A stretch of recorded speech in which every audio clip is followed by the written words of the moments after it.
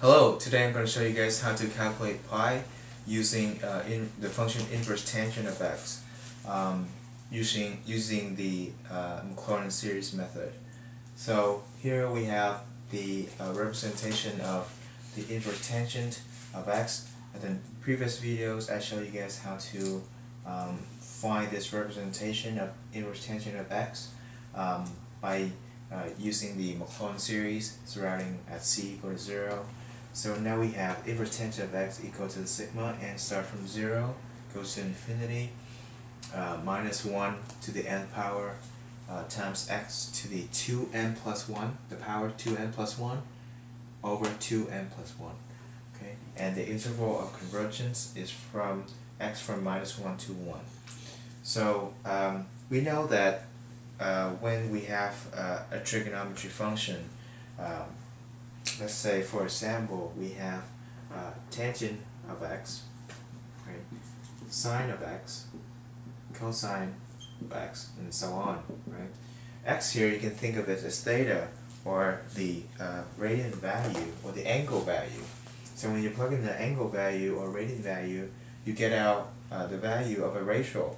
So for example, sine of x, you get out a value, a ratio value between the opposite and the hypotenuse. And for cosine, you got out the ratio between the adjacent and the hypotenuse, over the hypotenuse. For tangent, you get out the ratio between the opposite and over the adjacent. So what happened to the inverse tangents, right? To the inverse, in general, inverse trigonometry function. So for inverse tangent of x, or inverse sine of x, or inverse cosine of x, we can have things that get a little bit reversed. So when you plug in x, a value of x, you can understand intuitively x is the ratio, the ratio value between the sides in a triangle. So for example, inverse tangent of x, you can think of x as a certain ratio value between the opposite over the adjacent. And for inverse sine is the ratio value between the opposite over the adjacent. And for cosine, adjacent over the hypotenuse. And when you plug in those values, the ratio values, you get out an angle, either a radian angle or an angle value. Depends on how you set the mode and the settings to be. Okay, so same here. In order to calculate pi, we must put in here the value that is appropriately connected or associated with pi when tangent approaches pi. Right? When tangent theta and theta approaches pi. And you know from your trigonometry is that the tangent of pi, you can think of the coordinate, right? Here you start from 0, pi over 2, pi, 3 pi over 2, 2 pi. Okay? And this is the tangent of theta, meaning opposite over adjacent. So when you reach this tangent of the pi, this opposite getting smaller and smaller, so that equal to not equal to 0. So tangent of pi equal to 0, right? Alright. So how do we, from this understanding, from this representation, we figure out what is pi equal to? We know that right, or pi or n pi, we can say that.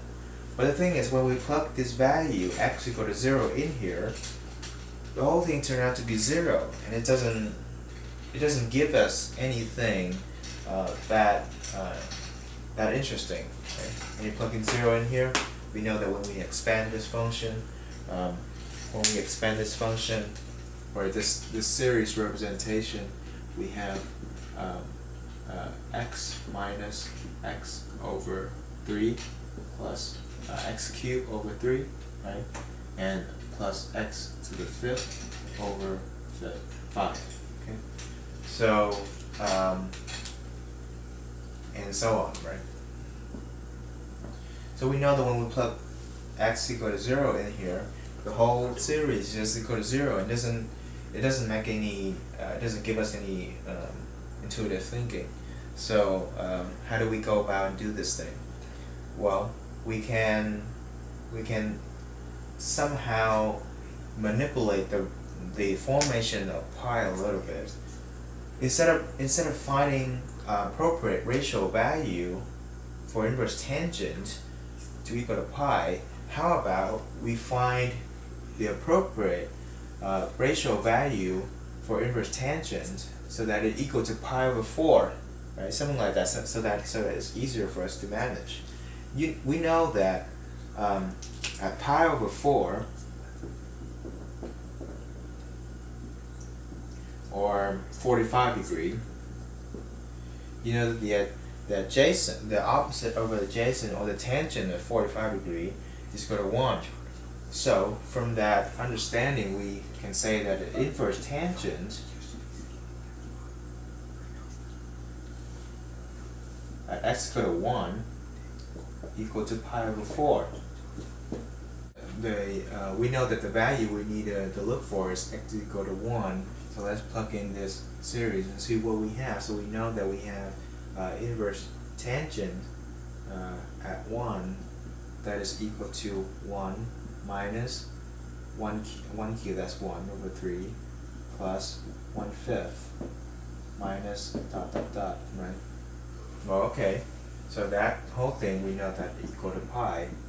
Okay, that doesn't necessarily say anything about pi over 4, sorry, we said before.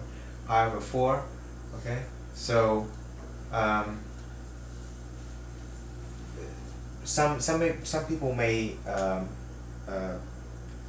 get a little bit self-conscious and think of this as, oh, you cannot really do this because you're just manipulating the pi.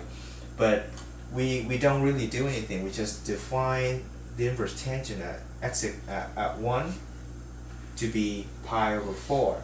Pi over 4, all it is just it's just a quantity. Tell us to locate where's the angle, where the point is on the polar coordinate.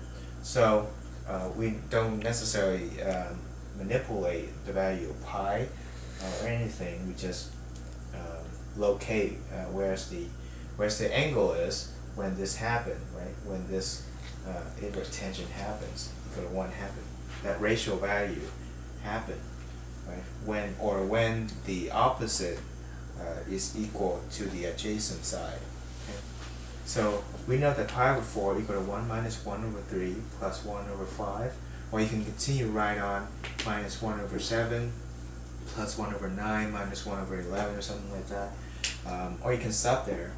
So it turns out that from this you can say that pi is equal to, we times 4 into this series. So we have 4 minus 4 over 3 plus 4 over 5 and minus 4 over 7. Okay? Plus dot dot dot. And we can write it short, something like this, n equal to 0. Start from n equal to 0. It doesn't really matter where you start, but as long as you have to be consistent with it. You know, there's a plus, a minus, a plus, and a minus. So we start with a plus, so we have minus 1 to the n. Okay? Times, you know, this is 1 over 3, 1 over 5, 1 over 7. You keep everything is the same except there's no x, right? But it's placed with constant 4 all throughout. So you have 2n plus 1, right? 2n plus 1 and a 4. Okay, so this is the representation of pi using series, and the more you want pi to be accurate, the more you have to calculate the series. The more you add up, the better, the more accurate this pi value will get. It turns out that depends on where you stop at each term. If you start here, if you stop at this term only, it turns out that the value may be too big, because there's a minus thing in here, and this is an alternating series, right? So minus something in here, you have this, the rest of this is bigger than 0. So that, therefore, minus this is minus, so that's why less than 0. Therefore, this, if you stop at the positive term, turn out the estimation is too big. Therefore, it has a minus sign here.